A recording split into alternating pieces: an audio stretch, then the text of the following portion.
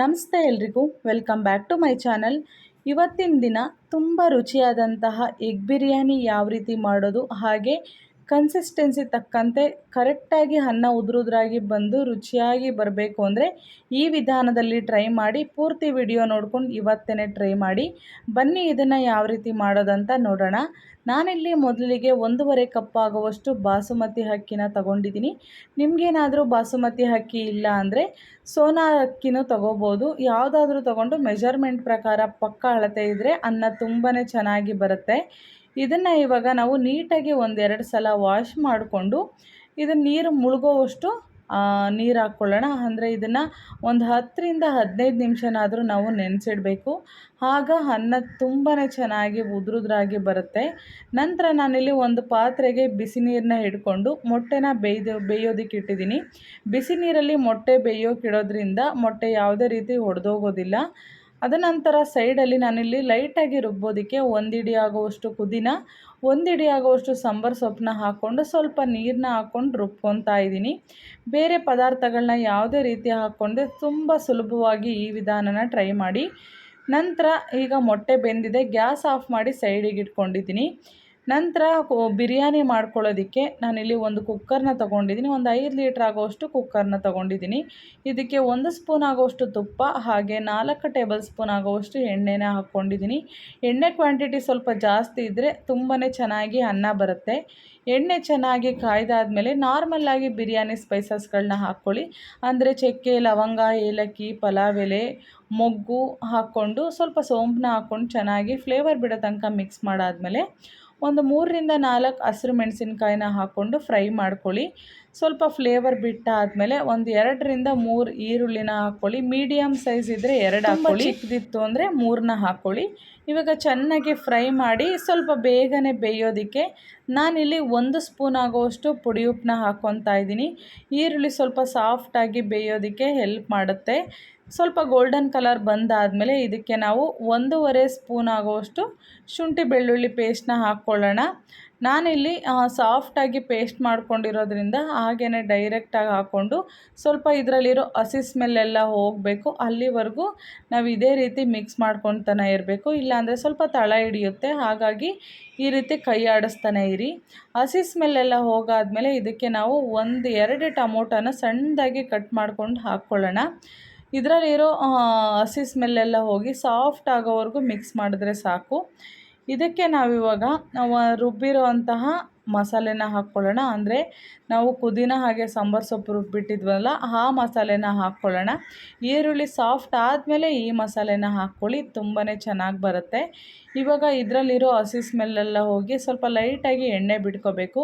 ಅದಕ್ಕೂ ಮುಂಚೆ 1 tea spoon ಆಗೋವಷ್ಟು ಅರಿಶಿನ ಪುಡಿನ ಹಾಕ್ಕೊಂಡು ಚೆನ್ನಾಗಿ ಮಿಕ್ಸ್ ಮಾಡ್ಕೊಳ್ಳಿ. ಕಲರ್ ತುಂಬಾ ಚೆನ್ನಾಗಿ ಬರುತ್ತೆ ಇವಾಗ ಅರಿಶಿನ ಪುಡಿ ಹಾಕೋದ್ರಿಂದ. ಎಣ್ಣೆ ಎಲ್ಲ ಬಿಡ್ಕೊಂಡು ಆಗಿದೆ. ಇದಕ್ಕೆ ಸಿಂಪಲ್ಲಾಗಿ ಒಂದು ಮಸಾಲೆನ ಹಾಕ್ಕೊಳ್ಳೋಣ. ನಾನಿಲ್ಲಿ 1 ಸ್ಪೂನ್ ಆಗೋವಷ್ಟು ಅಚ್ಕಾರದ ಪುಡಿ, 1.5 ಸ್ಪೂನ್ ಆಗೋವಷ್ಟು ಧನಿಯಾ ಪುಡಿ, ಅರ್ಧ ಸ್ಪೂನ್ ಆಗೋವಷ್ಟು ಚಿಕನ್ ಮಸಾಲನ ಹಾಕ್ಕೊಂಡು 1 ಬೌಲ್ ಆಗೋವಷ್ಟು ಗಟ್ಟಿ ಮೊಸರನ್ನ ಹಾಕ್ಕೊತಾ ಇದ್ದೀನಿ. ಮೊಸರು ಹಾಕ್ಕೊಳೋದ್ರಿಂದ ಅನ್ನ ಚೆನ್ನಾಗಿ ಉದುರುದ್ರಾಗಿ ಬರೋದಕ್ಕೆ ತುಂಬಾ ಚೆನ್ನಾಗಿರುತ್ತೆ. ಇವಾಗ ಚೆನ್ನಾಗಿ ಮಿಕ್ಸ್ ಮಾಡಿ ಅದರಲ್ಲಿರೋ ಹಸಿ ಸ್ಮೆಲ್ಲೆಲ್ಲ ಹೋಗಬೇಕು, ಆ ರೀತಿ ಮಿಕ್ಸ್ ಮಾಡ್ಕೊಂಡು ಬೇಯಿಸ್ಕೋಬೇಕಾಗತ್ತೆ. ಒಂದು ಸ್ವಲ್ಪ ಕಸ್ತೂರಿ ಮೇಥಿನ ಮೇಲೆ ಉದುರಿಸ್ಕೊಂಡು ಅದರಲ್ಲಿರೋ ಫ್ಲೇವರ್ ಎಲ್ಲ ಬಿಡ್ಕೋಬೇಕು, ಆ ರೀತಿ ಮಿಕ್ಸ್ ಮಾಡ್ಕೊಳ್ಳಿ. ಮಿಕ್ಸ್ ಮಾಡ್ಕೊಂಡು ನಂತರ ನಾವು ಏನು ನೆನೆಸಿಟ್ಟಿದ್ವೋ ಆ ಅಕ್ಕಿನ ಹಾಕ್ಕೊಳ್ಳೋಣ. ನಾನಿಲ್ಲಿ 12 ನಿಮಿಷ ಅಕ್ಕಿನ ನೆನೆಸಿಟ್ಟಿದ್ದೆ. ಮಿನಿಮಮ್ 10 ನಿಮಿಷ ನೆನೆಸಿಟ್ಟಿದ್ರೆ ಸಾಕು. ಇವಾಗ ಅನ್ನ ಮಸಾಲೆಗೆಲ್ಲ ಹೊಂದ್ಕೋಬೇಕು, ಅಂದರೆ ಉಪ್ಪು ಖಾರ ಎಲ್ಲ ಚೆನ್ನಾಗಿ ಹೊಂದ್ಕೊಳ್ಳೋ ರೀತಿ ಮಿಕ್ಸ್ ಮಾಡ್ಕೊಂಡು ಆದಮೇಲೆ ನಾವು ನೀರನ್ನ ಹಾಕ್ಕೊಳ್ಳೋಣ. ಇವಾಗ ಚೆನ್ನಾಗಿ ಮಿಕ್ಸ್ ಮಾಡಿದ್ದೀನಿ. ಇದಕ್ಕೆ ನಾನು 2.5 ಕಪ್ ಆಗೋವಷ್ಟು ನೀರನ್ನ ಹಾಕ್ಕೊತಾ ಇದ್ದೀನಿ.